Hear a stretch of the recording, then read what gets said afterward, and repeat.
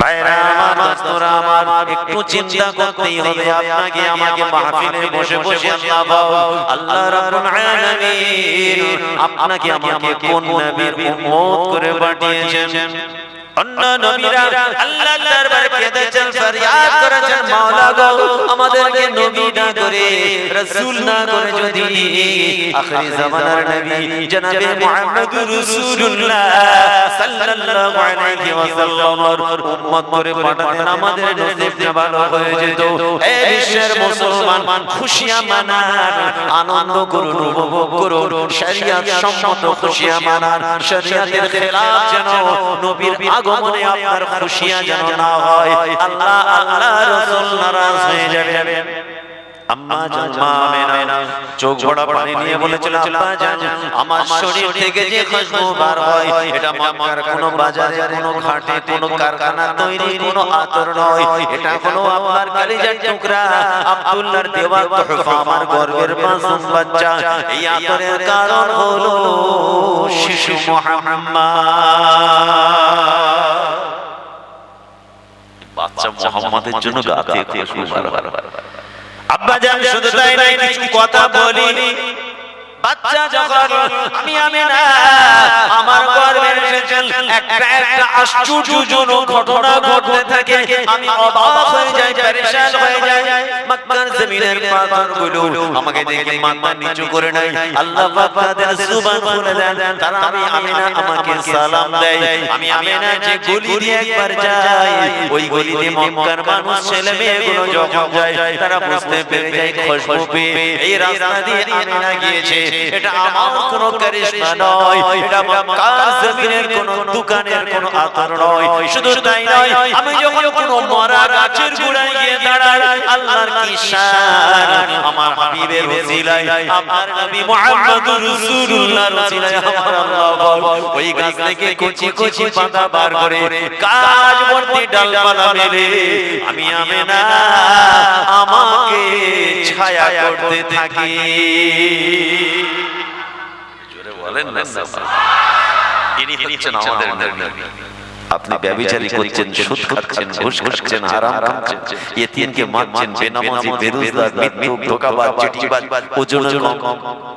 আপনি সেই নবীর উম্মত দাবি করেন? সেই নবীর উম্মত হওয়ার উপযুক্ত নয়।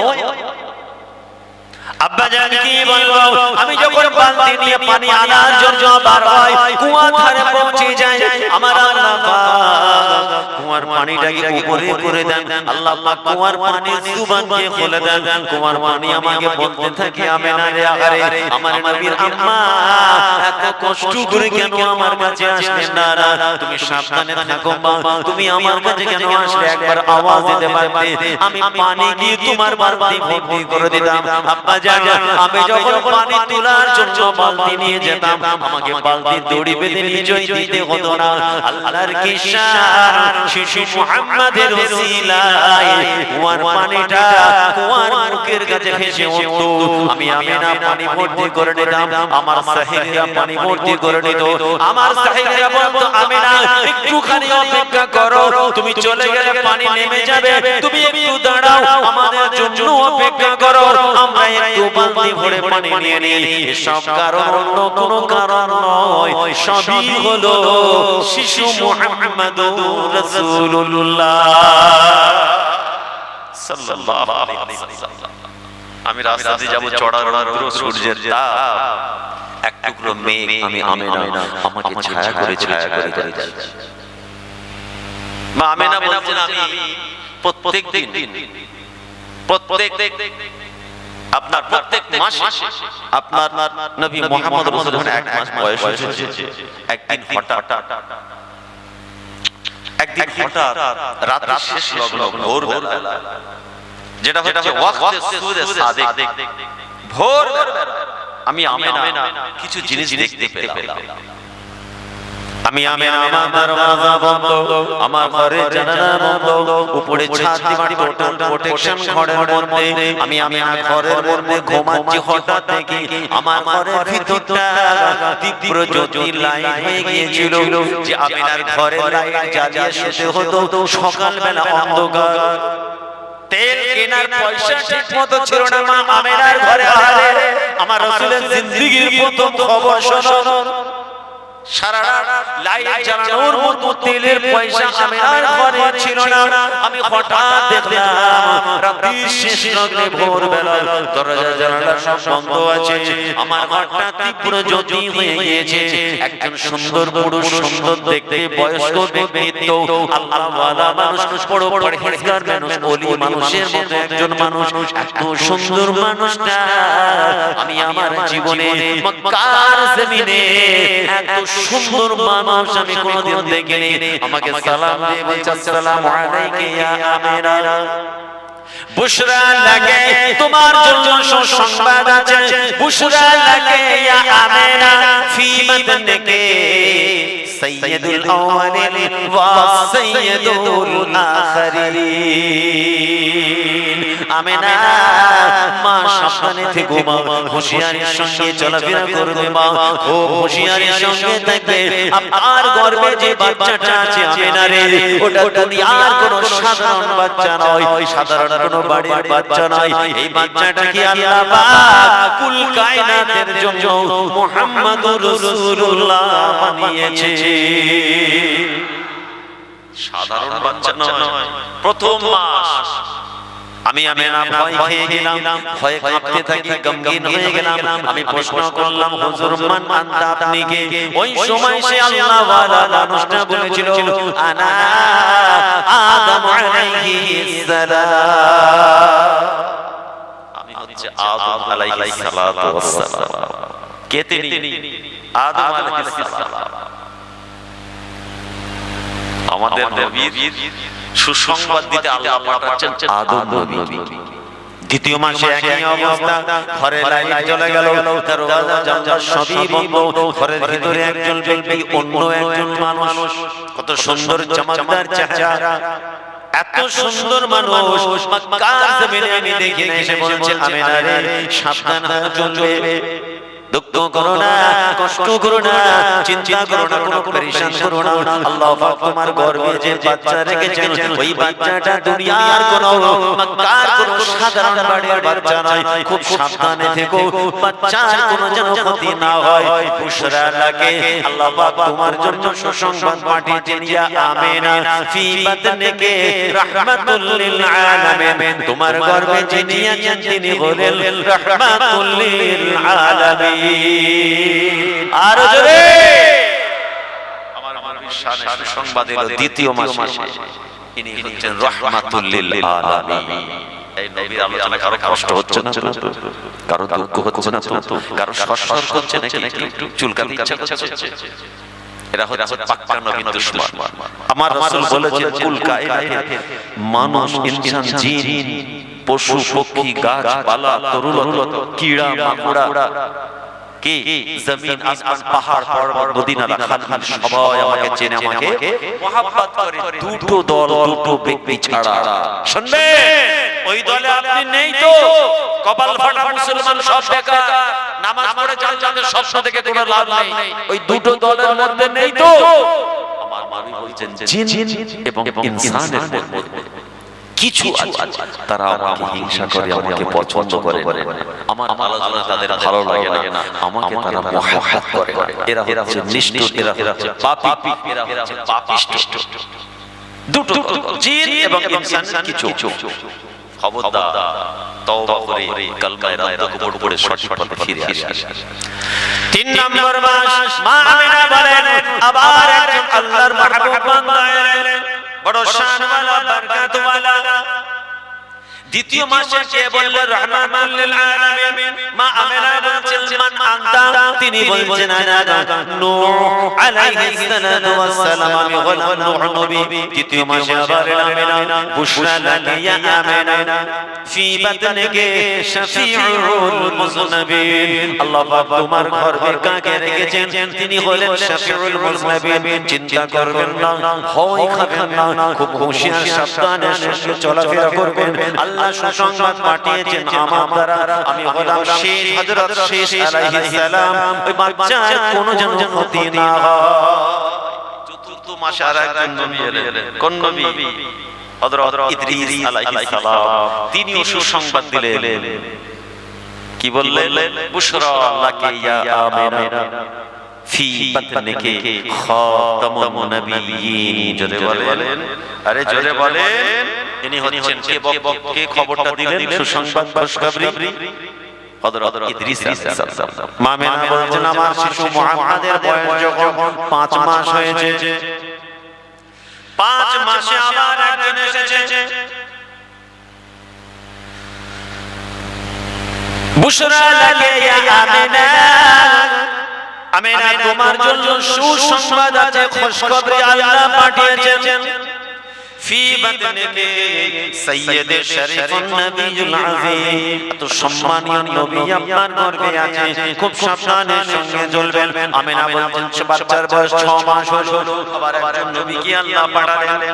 ইনি হচ্ছেন হুদ আলাইহিস সালাম, এবং 6 মাসের মধ্যে কে আসলেন? আমাদের আদি পিতা হযরত ইব্রাহিম আলাইহিস সালাতু ওয়াস সালাম এসে বলছেন আমিনা রে সাবধানে থেকো, হুঁশিয়ারির সঙ্গে চলো, মাসুম বাচ্চার কোনো যেন ক্ষতি না হয়। বুশরা লাকি ইয়া আমিনা ফি বাতনিকি হাবিবুল্লাহ ওয়া খলিলুল্লাহ। বলুন সুবহানাল্লাহ। হাবিবুল্লাহ, খলিলুল্লাহ। ইব্রাহিম নবীও খলিলুল্লাহ, আর আমাদের নবীও খলিলুল্লাহ। ইব্রাহিম নবী কাবা শরীফ তৈরি করে আল্লাহর কাছে দোয়া চাইছেন, আল্লাহ আমার খানদানে যেন শিশু মুহাম্মদ দুনিয়ায় আসে। তাহলে ময়দানে মাহশারে আমি পরিচিতি লাভ করব মুহাম্মাদের দাদা জাদ্দে মুহাম্মদ। যা যা যা হয়ে গেল যা যা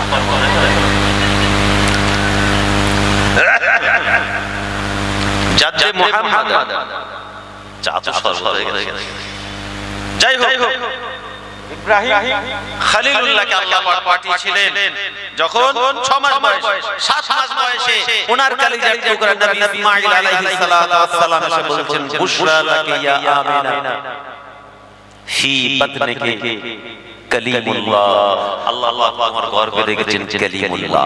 আচ্ছা, কালিমুল্লাহ কোন নবীকে বলা হলো বলেন? এই জোরে বলেন সবাই।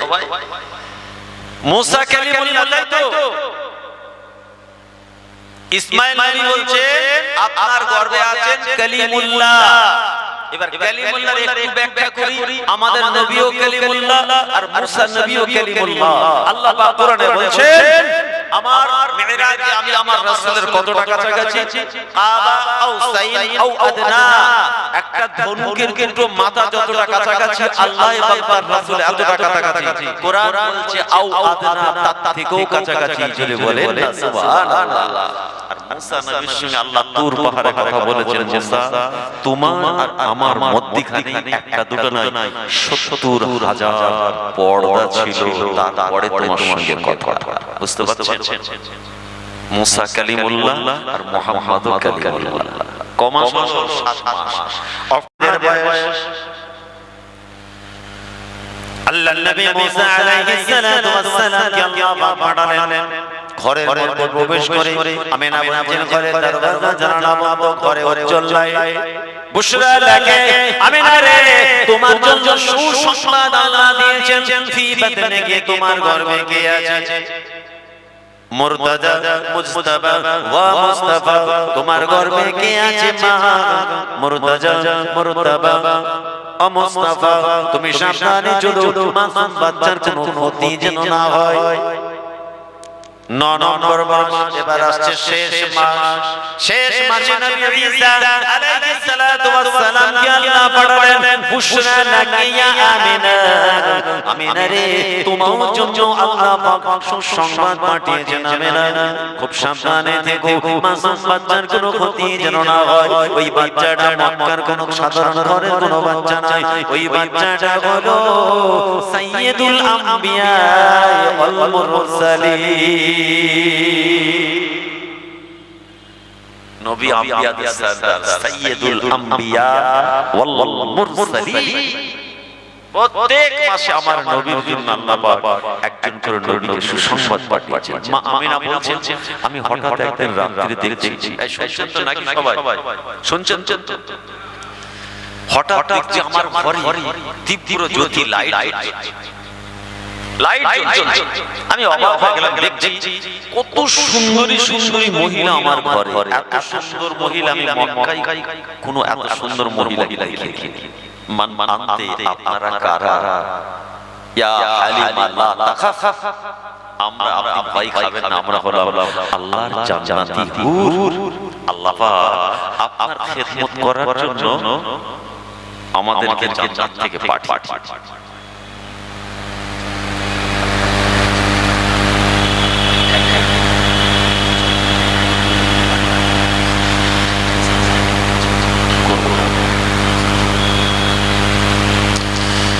কি বললে? আমরা হলাম জান্নাতি হুর। স্পেশালি শিশু মুহাম্মাদের আগমনের সময় আপনার দেখভাল করার জন্য জান্নাত থেকে স্পেশাল আমাদেরকে আপনার কাছে পাঠিয়েছেন। জোরে বলুন সুবহানাল্লাহ। আরে কুরবান যাও, আমার মা বাপ কুরবান সেই নবীর কদমে, আমাদের সবার বাপ মা সেই নবীর কদমে কুরবান। কি নসিবওয়ালা আল্লাহ আমাদের বানিয়েছেন, আমরা সেই নবীর গুনাহগার উম্মত। সুবহানাল্লাহ বললেন না? মা আমেনা বলছেন যেদিন আমার রাসূল দুনিয়ায় আসবে, শোনেন আমি বাচ্চার জীবনী এখানে টাচ দিচ্ছি আজকে, যেদিন আমার রাসূল দুনিয়ায় আসবে 9 মাস, আমি স্বপ্নের মধ্যে দেখতে পাচ্ছি কেউ যেন বলছে আমেনা তুমি এখনো ঘুমাচ্ছ? এই আমেনা এখনো তুমি ঘুমাচ্ছ? तुम्हें पता नहीं आज कौन आने वाला है? हबीबुल्लाह मुहम्मद रसूलुल्लाह शफीउल मुज़नबीन हाबी कौसर कौन आने वाला है? मुजतबा मर्तबा शफीउल मुज़नबीन रहमतुल लिल आलमीन काबा कौसैन आने वाला है। कौन आने वाला है? तोहा यासीन आने वाला है। मुद्दस्सिर मुज़म्मिल आने वाला है। हबीबे लबीबे तबीब मोहम्मद रसूलुल्लाह आने वाला है। अब तक सो रही हो? চোখটা খুলে দেখলাম আমার ঘরে অসংখ্য সুন্দরী সুন্দরী রানী, মায়ের পায়ের দিকে মাথার কাছে দুজন বয়স্ক মহিলা রয়েছেন। ওই সময় একজন মহিলা বলেছিল আমিনা চিন্তা করো না মা, চিন্তা করো না, আমি হলাম ফিরআউনের স্ত্রী আসিয়া আর আমার সঙ্গে আছেন আমার বোন মারিয়াম। আমরা দুজনে এসেছি আল্লাহ পাক স্পেশাল আপনার দেখভাল করার জন্য পাঠিয়েছেন, কারণ আজকে আপনার হাবিব আপনার কলিজার টুকরা মুহাম্মদুর রাসূলুল্লাহ সাল্লাল্লাহু আলাইহি ওয়াসাল্লাম কে আল্লাহ পাক দুনিয়ায় পাঠাবে। কি হবে গো? শুরু করবে।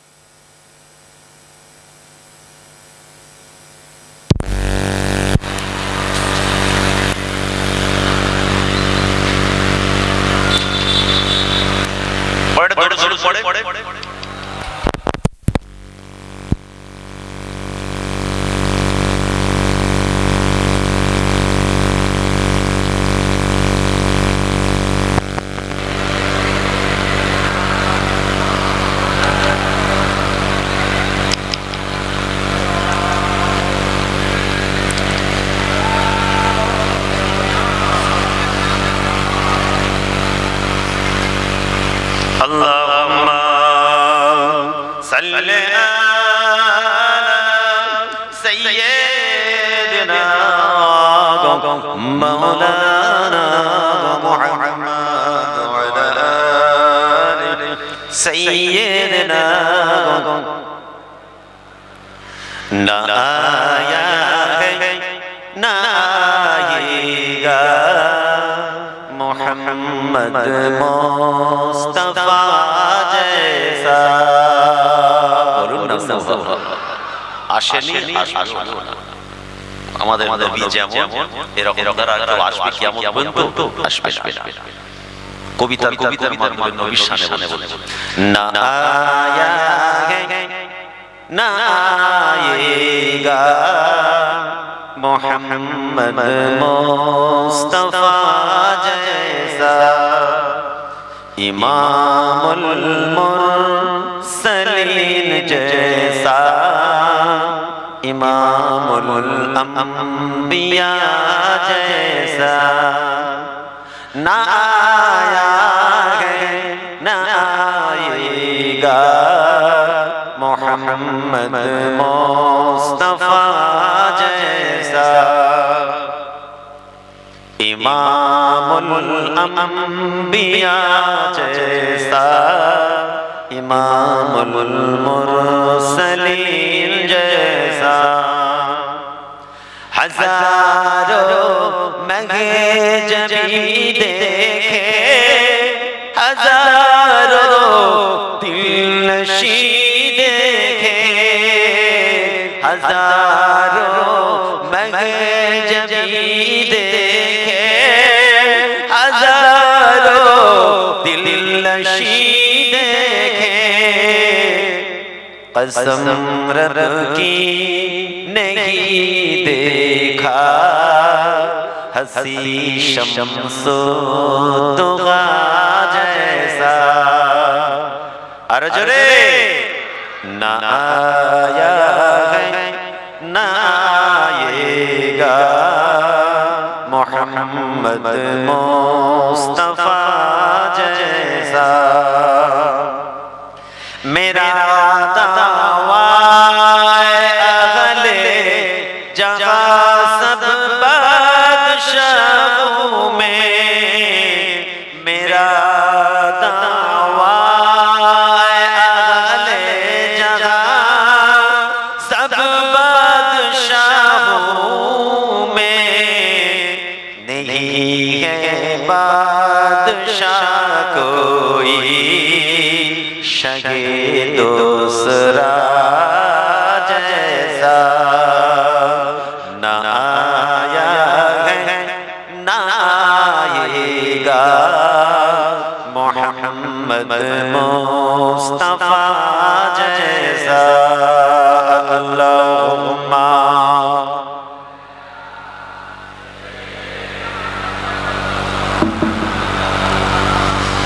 वअला सैयदना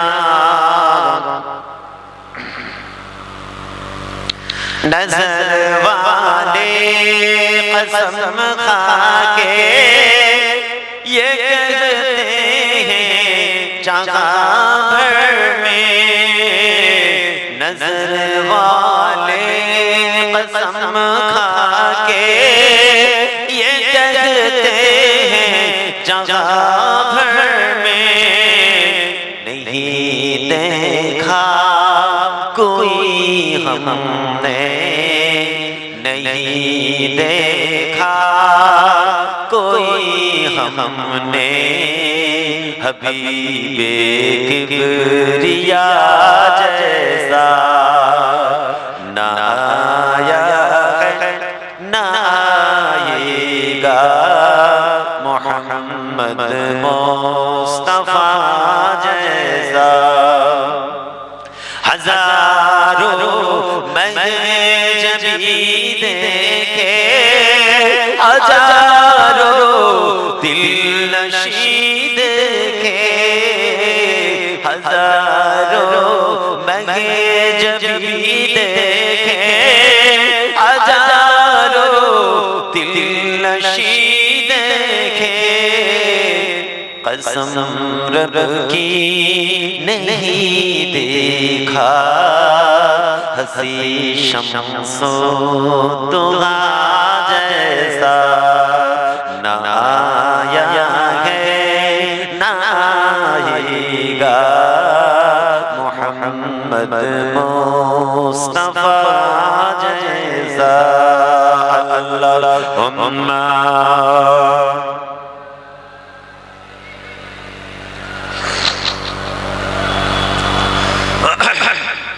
मोहब्बत संगे वाला आले सैयदना ए मुसलमान अल्लाह হাবিব আল্লাহ রাসূলের বাল্য জীবনের কথা শুনতে হয়। আমার রাসূলকে আমার আল্লাহ কত শান ও মারতাবা ওয়ালা নবী আমাদের বানিয়েছেন।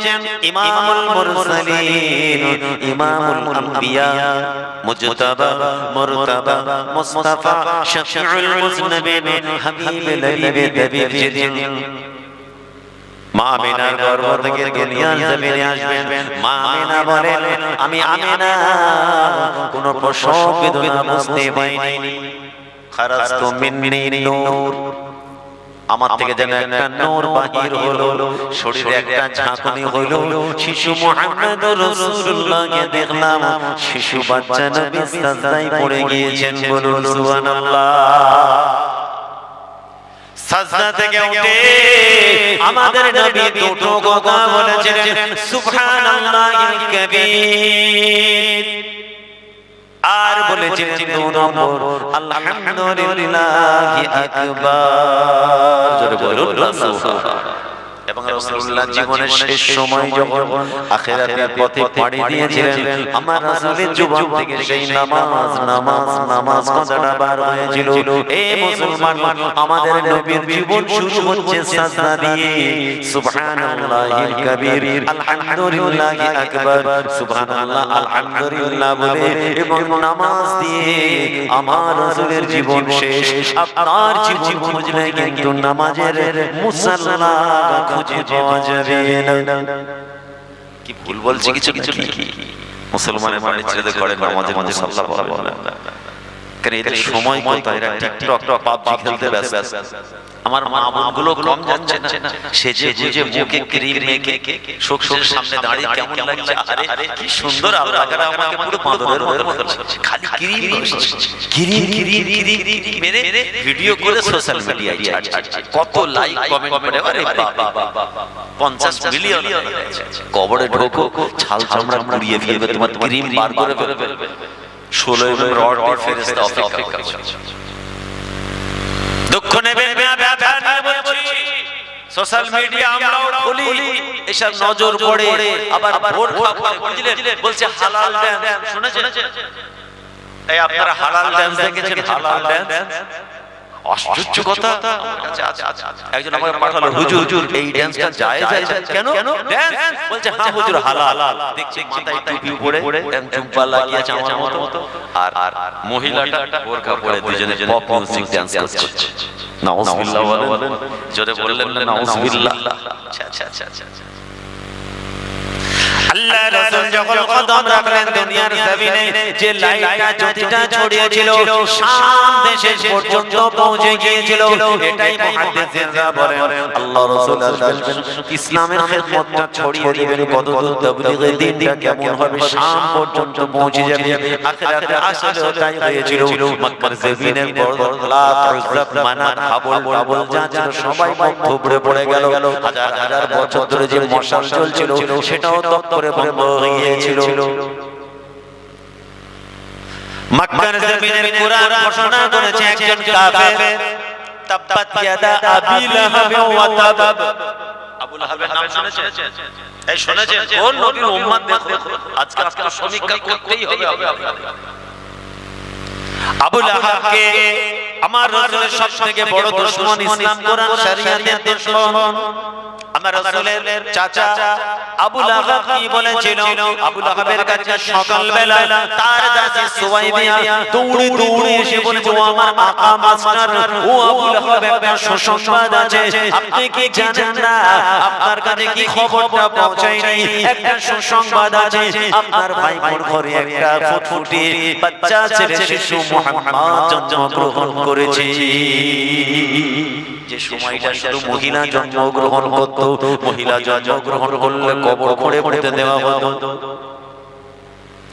আল্লাহ নবী যেই মাসে এলেন, রবিউল আউয়াল মাসে, ওই মাসে যত মায়ের গর্ভ থেকে বাচ্চা দুনিয়ায় এসেছে আল্লাহ সব পুরুষ বাচ্চা জন্ম দিয়েছিলেন, ছেলে হয়েছিল। আমার নবী শান ও ওসিলা। মক্কার জমিনে মায়েরা ছেলেদের নাম মুহাম্মদ রাখতে শুরু করলো। সকলে বলুন সাল্লাল্লাহু আলাইহি ওয়াসাল্লাম। কেন? তারা শুনেছে শেষ নবী যিনি আসবেন, আব্দুল্লাহর বেটা নবী, তার নাম হবে মুহাম্মদ। সব মক্কার নাম রাখতে শুরু করলো মুহাম্মদ। আবু লাহাব সাহেবের কথা শুনে বড় খুশি হয়ে গেল। আরে বাফারার ছেলেটা মুহাম্মাদের আব্বারা আমার ভাইপো, আমার ভাইয়ের বাচ্চা ভাতুসপুর আমার ভাইপো মুহাম্মদ হয়েছে।